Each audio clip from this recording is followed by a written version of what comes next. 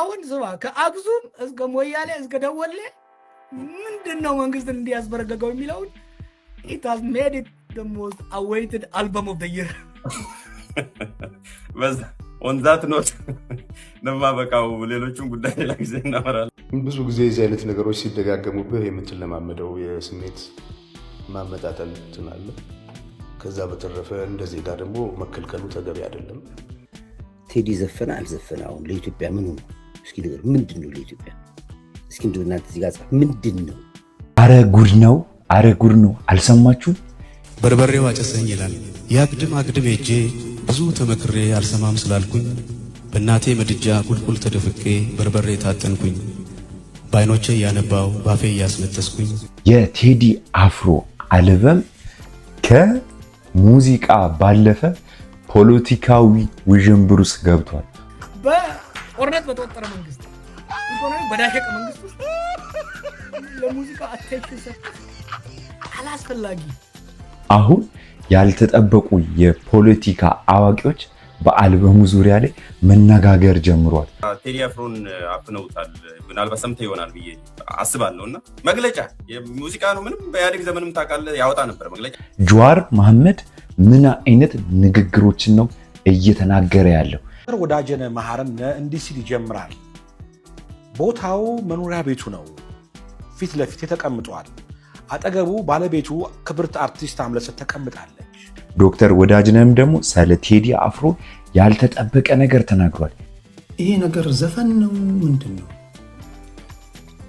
በጣም ሰው በጉጉት እየጠበቀ ነው ስላችሁ በጣም ማጠብቋቸው ሰዎች እየሰማችሁ ነው። ይህ አልበም ከመለቀቁ ኢትዮጵያ ውስጥ ትልቅ ውዥብርን ፈጥሯል። ሸንቆጥ ያደርጋል። የዜማ ሰው ነው። አንተ እኮ በነገስታቱ ጊዜ እኮ በአዝማሪ መጥቶ መኳንንቱን ነገስታቱን እኮ ይነካቸዋል። ሰላም ውድ የሃናኒ ቲቪ ተመልካቾች እንደምን አላችሁ? እንደምን ሰነበታችሁ? ውድ ቤተሰቦቻችን እንደምናውቀው የቴዲ አፍሮ ኢቶሪካ አልበም መለቀቁን ሰምተናል። ውድ ቤተሰቦቻችን ይህ አልበም ከመለቀቁ በፊት በጣም ሶሻል ሚዲያ ላይ ሲረማመዱ ነበር።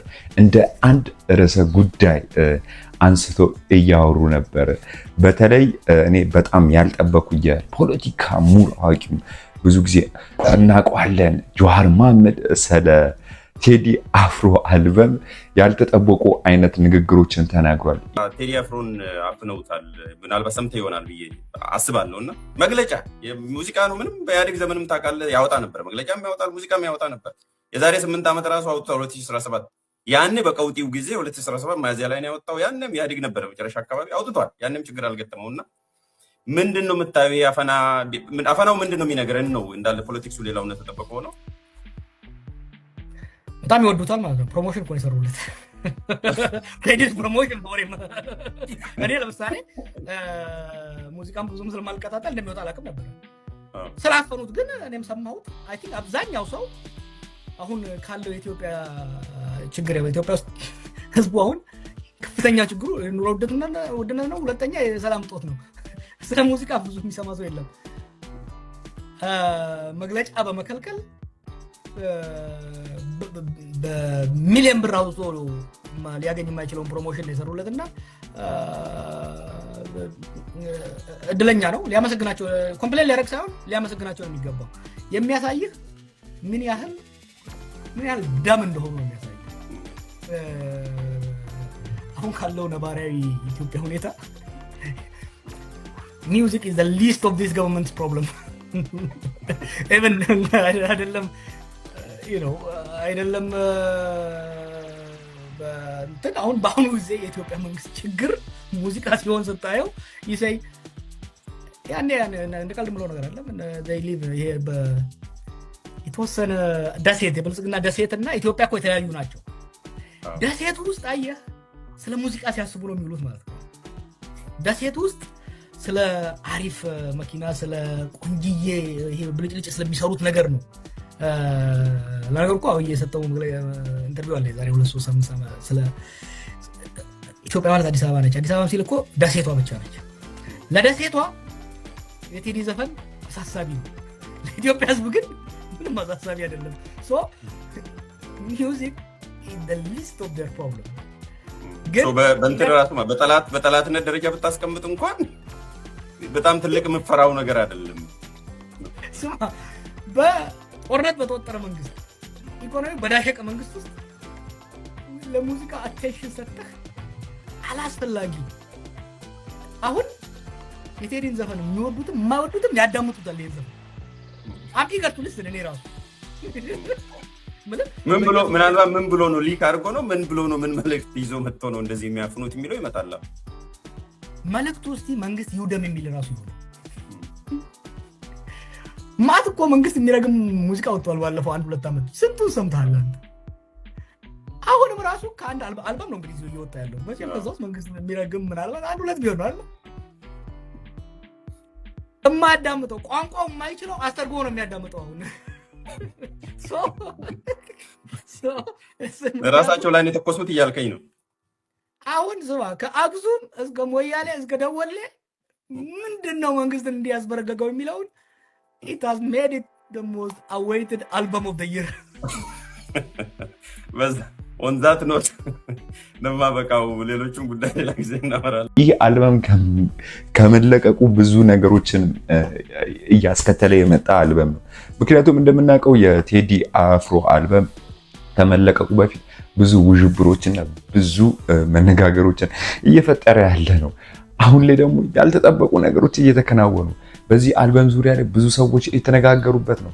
ብዙ ሰዎች ደግሞ ያልተጠበቁ አይነት ነገሮችንም እየተናገሩ ነው። እኔ እንደዚህ አልበም ኢትዮጵያን ያናወጠ ነገር አለ ብዬ አላስብም።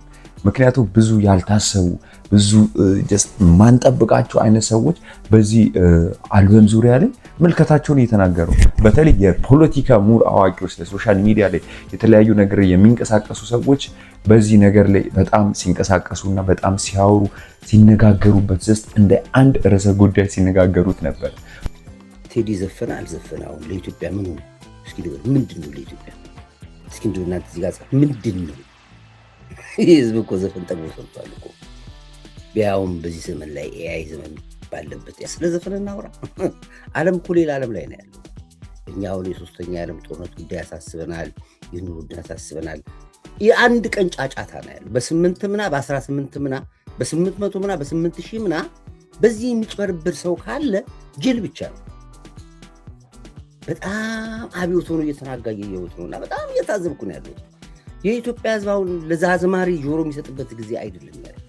ፍልግ የግሉ ቲፎዞች ካልሆኑ በስተቀር የግል ቡድኖች አሉ። እዚህ ቡድን ሆኖ ይባደናል ካልሆነ በስተቀር አሁን ሰው የሚያስበው በጣም ብዙ የሚያስጨንቀው ነገር አለ።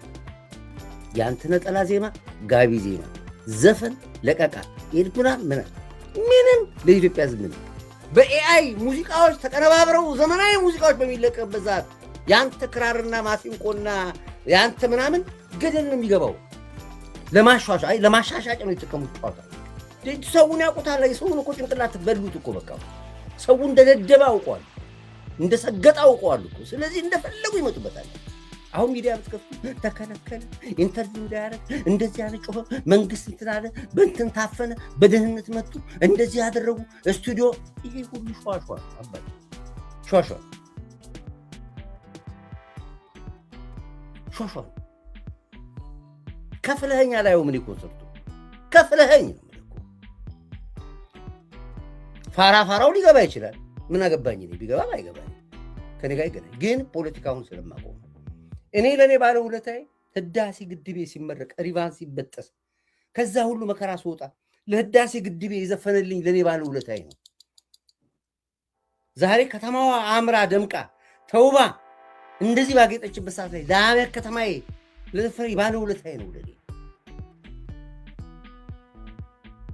ሜካናይዝድ እርሻ ጀምሬ ስንዴ ኤክስፖርት አድርገን ቡና አድርገን ዛሬ ኢትዮጵያ ለምታሰብ ዛሬ ባለ ውለታዬ ነው ለኔ።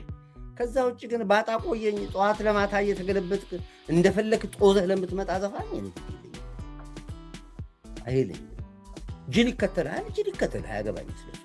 እውነትም ቴዲ አፍሮ በኢትዮጵያ ዘንድ በጣም ተወዳጅ ሙዚቀኛ እንደሆነ በዚህ ኢትዮሪካ አልበም ከመለቀቁ በፊት በሚነጋገሩት ንግግሮች በሚተላለፉት ቪዲዮዎች ላይ እኔ ያልጠበቁት አይነት ነገሮች እና እኔም እንዲህ አይነት ነገር አለ እንዴ እስክል ድረስ የታየበት ሞመንት ነውና ይሄ ነገር ዘፈን ነው ምንድን ነው?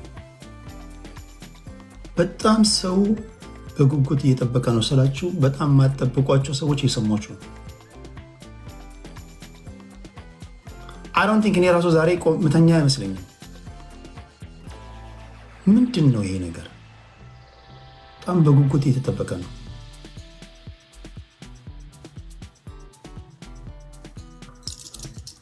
ለማንኛውም እሺ፣ በጣም ፕሊስ የምትገቡ ሰዎች እጅግ ከከባድ ይቅርታም አያስፈልገውም። በጣም በትህትና በጨዋ ቋንቋን ሀሳባቸው የምትገልጹት እባካችሁ ጋጠ ወጦች በዚህ በኩል እንዳታልፉ። ኮመንት ላይ ተርመስምሶ ችግር የለውም። ሪኩዌስት ግን እንዳትልኩ አደራ። ይሄ በጨዋ ቋንቋ የምንወያይበት ነው። ለእያንዳንዳችሁ እድል እሰጣለሁ ፕሊስ። እሺ ሮቤልን እናስገባ። ብዙ ሰዎችም ተነጋግረውበታል። በተለይ ደግሞ ዶክተር ወዳጅንን እናውቀዋለን። በተለያዩ ንግግሮቹ የምናውቀው ዶክተር ወዳጅንን ያልተጠበቁ ነገሮችንም ተናግሯል። ሶሻል ሚዲያ ላይ መሰለ ባቀረበው ንግግር ዙሪያ ላይ የተናገረው ነገር በጣም ነው የሚገርመው። ምክንያቱም ዶክተር ወዳጅነህ መሐረነ እንዲህ ሲል ይጀምራል። ቦታው መኖሪያ ቤቱ ነው። ፊት ለፊት ተቀምጧል። አጠገቡ ባለቤቱ ክብርት አርቲስት አምለሰት ተቀምጣለች። ራት ቀርቧል። ጥያቄ ጠየቁት። ቴዲ ለአንተ የተለየ ቅዱስ ስፍራ የት ነው አልኩት። አስቦ መለሰልኝ። ኢትዮጵያ ብሎ ዝም አለ። ያልገባው መሰለኝና ደግሜ ጠየቅኩት። ማለቴ ከቅዱስ ስፍራዎች ለአንተ የተለየው ቦታ የት ነው አልኩት። አሁንም እንደተረጋጋ መለሰልኝ። ኢትዮጵያ አለና አንገቱን ደፋ አደረገ። ለመጨረሻ ጊዜ ሞከርኩ እያስረዳሁት።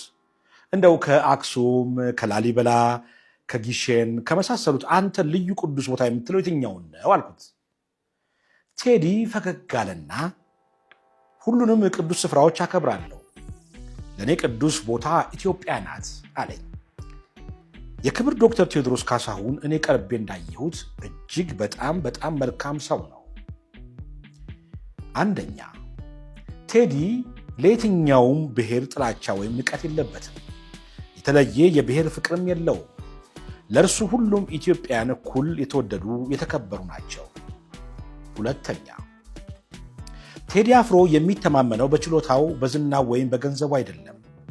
በሰራዊት ጌታ በልዑል እግዚአብሔር ግን እጅጉን ይተማመናል። የሚጠብቀኝ ሊቀ መላእክቱ ቅዱስ ሚካኤል ነው ብሎኛል። ሶስተኛ ቴዲ ክርስቶስን ይወዳል። በሳሎኑ ግድግዳ ላይ የተሰቀለው የዓለም መድኃኒት ኢየሱስ ክርስቶስ በትልቁ ተስሏል። ቴዲ ያንን ስዕል እያየ ይተርከዋል፣ ይገልጠዋል። የጌታ እናትም የልብ ወዳጁ ናት። አራተኛ ቴዲ አፍሮ መዝሙር ያዳምጣል። የሚወዳቸውን 2 የድሮ መዝሙሮች ከፍቶ አሰምቶኛል። በራሱ ሃይማኖት ባይደራደርም ለሁሉም ሃይማኖቶች ክብር አለው። በራሱ ሃይማኖት ያሉትንም የገዳም አባቶች ያከብራቸዋል፣ ይሰማቸዋል። አምስተኛ ቴዲ ሲናገር ቁጥብ ነው። ቃላት አያባክንም። በሚገባ አስቦ ነው የሚናገረው። ቃላቶቹን ያሻቸዋል፣ ያሽሞንም ናቸዋል። አጣፍጦ አሳምሮ ቀምሮ ያወጣቸዋል። ቴዲ ሲያወራ መስማት እንደ ሙዚቃው ነው። ስድስተኛ ቴዲ አፍሮ ለትዳሩ ታማኝ ነው። አምለሰትን በስስት ዓይን ያያታል። እርሷም ሳራ አብርሃምን ጌታዬ ብላ እንዳከበረችው ባሏን በፍቅርና በክብር ትንከባከበዋለች።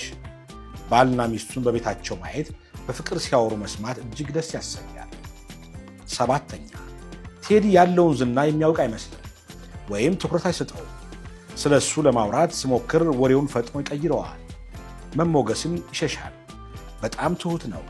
ዝምተኛነቱ ኩሩ ሊያስመስለው ይችላል፣ ግን ቴዲ ኩሩ አይደለም። ሰውን በሁለት እጁ የሚጨብጥ ጎንበስ ብሎ እጅ የሚነሳ ጨዋ ሰው ነው።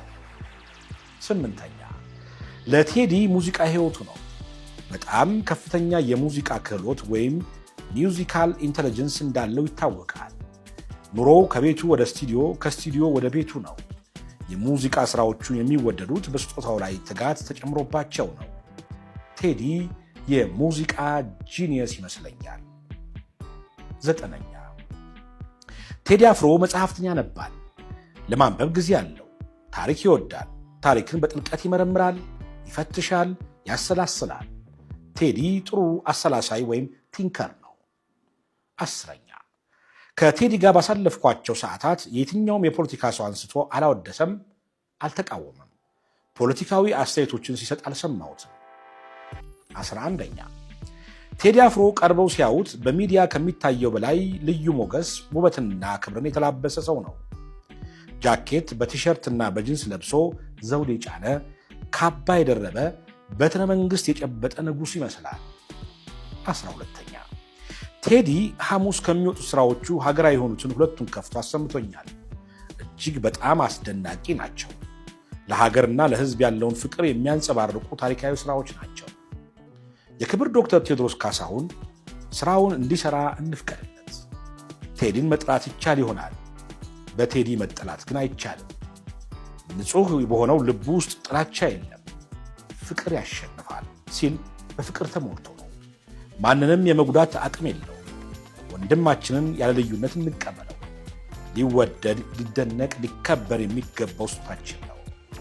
እንግዲህ ተመልካቾቻችን ዶክተር ወዳጅነህ መሐርነ የሰጣቸው 12 ምስክሮች ይመስሉ ነበረ።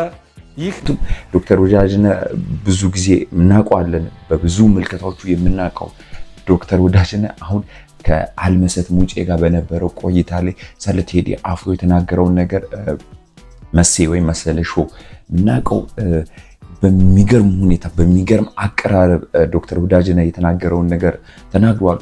ብዙ የሶሻል ሚዲያ ተጽዕኖ ፈጣሪዎችን በዚህ የአልበም ዙሪያ ላይ ብዙ ነገሮችንም ፈጥሯል። በተለይ ደግሞ ይህ ነገር ከሙዚቃም ከመዝናኛም አልፎ ወደ ፖለቲክሱም እየተጠጋጋ ያለ ነገር ነው። ሸንቆጥ ያደርጋል። የዜማ ሰው ነው። አንተ እኮ በነገስታቱ ጊዜ እኮ በአዝማሪ መጥቶ መኳንንቱን ነገስታቱን እኮ ይነካቸዋል፣ በማሲንቆ ማለት ነው። አንዳንዴ ያስገርፉታል፣ አንዳንዴ ዝም ብለው ይተውታል ተስቆ። የቅኔ ሰው ጉለት ያለብህን በተለይ እንደዚህ አሁን ያለው መንግስት ያለበትን ክፍተት የሚታወቅ ነው። በጣም ብዙ ክፍተቶች፣ ዋና የሆነውን የሰላም ማስከበር ጉዳይ ላይ ያለው ክፍተት፣ የህግ የበላይነት ላይ ያለው እንደዚህ ያፈጠጠ ያገጠጠ የዝርፊያ በተለይ እዛ ሀገር ላይ ለሚኖር ሰው እኮ እንዴ የሚያስነባ ነው። እውነትም አይደለ? ይሄ ብልሹነት የሚክዱት አይደለም። እነሱም ያውቁታል፣ ይናገሩታል። ምዝበራው፣ ሌብነቱ፣ ወገንተኝነቱ፣ ሰላም አለማስከበሩ በጣም ብዙ ድካሞች አሉ። እነኚህ ድካሞች ባሉበት ይዘት አንድ የጥበብ ሰው መጥቶ ቄስ ሞገሴ ካልሆነ ወይ ስሸልሞ ያንተን የሚያንቆረቆረልህ ካልሆነ በስተቀር አንድ ፍሪ የሆነ በተለይ በቴዲ ስታቸር ያለ ባለሙያ ቅኔውን ይጥልብሃል። መቀበል ነው የሚያስፈልገው። አግባብ ነው። ክፍተት ያለበት ቦታ ላይ መቀበል ነው። እኔ ሁልጊዜ የምናገረው ነገር በዲፕሎማሲ ከመጣ በመሰረተ ልማት ግንባታ፣ በቴክኖሎጂ፣ በኢኮኖሚ ዘርፍ ይሄ መንግስት የተዋጣለት ስራ እየሰራ ነው። የተዋጣለት በሰላም በህግ የበላይነት በጣም ዋና የሆኑ ናቸው። ደግሞ በእነዚህ ዙሪያ ከፍተኛ ክፍተት አለ። አንዳንዱ እንደውም ሌላ አይነት ስሜት ሁሉ የሚፈጥር አይነት አለ። ይሄንን መቀበል አለብን። ማህበረሰቡ ይሄን ስሜት ሲያስተጋባ አግባብ ነው፣ ትክክል ነው ብለህ ትቀበላለህ። ድምፅ ናቸው። እነኚህ ደግሞ ድምፅ ናቸው፣ የሚዲያ ሰዎች ድምፅ ናቸው። ስለዚህ በእንትን ይቀበሉታል ብዬ ተስፋ አድርጋለሁ። በሞር መግናኒሚቲ ይቀበሉታል። ቢኮዝ የጥበብ ሰው ነው። ጥበብን ተጠቅሞ ያለባቸውን ጉለት ያለውን የህዝብ ውስጥ ያለውን ቅሬታ መከፋት ያሰማል። ይሄንን መቀበል ነው የሚያስፈልገው ብዬ አስባለሁ፣ እንደኔ እይታ ማለት ነው። እነሱ ደግሞ ያው በውስጥ ያሏቸው ደጋፊዎቻቸው ምናቻቸውም ደግሞ ዲፌንድ ማድረግ ስለሚፈልጉ የጋሻ ጃግሬ ስራቸውን ሊሰሩ ይችላሉ። ያለ የስራው ባህሪ ነው። ሬስሊንግ ውስጥ ገብተህ እንዴ ሆዴን ትገፋኛለህ እንዴ ምናምን አይባልም። ይገፋሃል፣ በወንበር ሁሉ ነው የሚመታ ሰው። ግን በዚህ መሀል የህዝብ ድምፅ መሰማቱን እኔ አከብራለሁ ለማለት ነው። ከዚህ የዘለለ ቴዲ ላይ የምለው ነገር የለም። ምናልባት የቴዲ ነገር ሆኖብኝ አድልጬም ከሆነ ይቅር ይሉኛል ብዬ ተስፋ አደርጋለሁ። ግን እውነቱ ይሄ ነው። የጥበብ ሰው ሲናገር እውነተኛ የጥበብ ሰው ከሆንክ ህዝብ ውስጥ ያለውን ስሜት ማናገር አለብህ፣ ግዴታ ነው። ይህን መንግስት ደግሞ ለካ ህዝቤ ውስጥ እንዲያለ ነገር አለ፣ ምንድን ያስከፋውት? እኔ ከዚህ ከላይ ታትራለሁኝ፣ ምን እያደረጉት ነው? ማህበረሰቡን ከኔ በታች ያለው የስልጣን መዋቅሩ የማላውቀው ይህን ያህል የተከፋ ነገር አለ እንዴት ላሻሽል? ይሄን ምን ቢይዝላቸው እና በርባንን ነበር መስቀል ያለብኝ በርባንን እሰቅላለሁኝ ብሎ በርባኖችን ከሲስተም ውስጥ ለቅሞ በርባኖችን ወደ መስቀል መሄድ ነው ቴዲ እያላችሁ ያለው ያንን ነው። እኔ ከግጥሙ የሰማሁት ሰው በዛ ደረጃ ነው የተረዳሁት። እንደምናውቀው አሁን እኔ እንጃ አላውቅም። እንደምናውቀው ባለፈው ብያችኋለሁ፣ እኔ የሙዚቃ አድማቂ አይደለሁም ወይም አድማጭ አይደለሁም። ግን ይህን አልበም ዝግጅቱ ቀን ጀምሮ ይህን ያህል ቀን ቀረ፣ 3 ቀን ቀረ፣ 1 ቀን ቀረ። በተለይ ደግሞ እኔ በፖስተትኩኝ ቪዲዮዎች ላይ ብዙ ሰዎች ሰዓታት ቀሩ፣ 2 ሰዓት፣ 1 ሰዓት፣ 1 ቀን እያሉ ኦልሬዲ እኔ ይህን ቪዲዮ ከመቅረጼ በፊት ደቂቆች ቀሩ እያሉ ነበር። ግን እኔ እንጃ አላውቅም። የዚህ አልበም ነገር ደግሞ ከተለቀቀ በኋላ ምን አይነት ነገሮች ይፈጠራሉ አላውቅም። ምን አይነት ፖለቲካዊ ነገሮችን ቴዲ አፍሮ ተናግሮት ይሁን። ቴዲ አፍሮ ብዙ ነገሮችን ተናግሯል። ከዚህ ሙዚቃ በኋላ ወይም ከዚህ አልበም በኋላ እኔ የቴዲ አፍሮ ንግግር ሙሉ ንግግሮችን ሶሻል ሚዲያ ላይ ሲረማበዱ ያሉት ነገሮችን ቴዲ አፍሮ ዝምታውን የሰበረውን ቪዲዮችንም ይህን ቪዲዮ ሙሉ ለእናንተ ማሳያችሁ ነው። ብዙ ጊዜ የዚህ አይነት ነገሮች ሲደጋገሙብህ የምትለማመደው የስሜት ማመጣጠን ትናለ። ከዛ በተረፈ እንደ ዜጋ ደግሞ መከልከሉ ተገቢ አይደለም። ወደፊትም አለበቂ ምክንያት መከልከል ተገቢ አይደለም። ይሄን ደግሞ የሚመለከት ኢትዮሪካ አልበም አሁን ከሙዚቃ አልፎ ፖለቲካውንም እያናጋ ነው፣ እንደ ሀገርም የፈጠረ ነውና በዚህ አልበም ዙሪያ ላይ እናንተስ ምን አይነት ምልክቶችን ነው ያያችሁ? ምን አይነት ነገሮችን የተሰማችሁ? ኢትዮሪካ አልበም ከመመረቁ እኔ አላቅም። ሀገር እንዲህ ከሆነች ቴዲ አፍሮ ጠቅላይ ሚኒስትር ቢሆን ምን አይነት ነገሮች ይፈጠራሉ ብላችሁ ታስባላችሁ? ውድ ቤተሰቦቻችን በኢትዮሪካ አልበም ዙሪያ ላይ የሰውን ፊሊንግ የሰውን ምልከታ የተለያዩ ነገሮችንም ለእናንተ የምናሳያችሁ ይሆናል። ግን አሁን የፖለቲካ አዋቂዎች የሚያሳዩት ነገር የሚነጋገሩት ንግግር በጣም የሚገርም ንግግሮችን እያወሩ ነው። ምናልባት ምን ብሎ ነው ሊክ አድርጎ ነው ምን ብሎ ነው ምን መልእክት ይዞ መጥቶ ነው እንደዚህ የሚያፍኑት የሚለው ይመጣል። መልእክቱ እስቲ መንግስት ይውደም የሚል ራሱ ነው። ማት እኮ መንግስት የሚረግም ሙዚቃ ወጥቷል ባለፈው 1-2 ዓመት። ስንቱን ሰምተሃል? አሁንም ራሱ ከአንድ አልበም ነው እንግዲህ እየወጣ ያለው። መቼም በዛው መንግስት የሚረግም ምናልባት 1-2 ቢሆን ነው አይደል? የማያዳምጠው ቋንቋው የማይችለው አስተርጎ ነው የሚያዳምጠው። አሁን ራሳቸው ላይ የተኮሱት እያልከኝ ነው። አሁን ዝባ ከአክሱም እስከ ሞያሌ እስከ ደወሌ ምንድነው መንግስትን እንዲያስበረገገው የሚለውን it has made it the most awaited album of the year. on that note ቤተሰቦቻችን የቴዲ አፍሮ አድናቂዎች የሙዚቃም አድናቂዎች ያው ዛሬ የሙዚቃ አምሮታችሁን የሙዚቃ ጥማችሁን ይቆርጣል ተብሎ የታሰበው ኢትዮሪካ አልበም ዛሬ 8 ሰዓት ተለቆላችኋል። ሁላችሁም እየገባችሁ ታያላችሁ ብዬ አስባለሁ። ምክንያቱም ያው የሙዚቃ አድማቂዎች ናችሁ። ግን በኢትዮሪካ ሙዚቃ ብዙ ነገሮች ይፈጠራሉ ብዬ አስባለሁ። ውድ ቤተሰቦቻችን ይህ ቻናል ለብዙዎች እንዲደርስ ላይክ፣ ሼር፣ ሰብስክራይብ በማድረግ አጋርነቱን ይግለጹ። ሁሌም እንደምንላችሁ ኢትዮጵያን ሰላም ያደርግልን። እናመሰግናለን።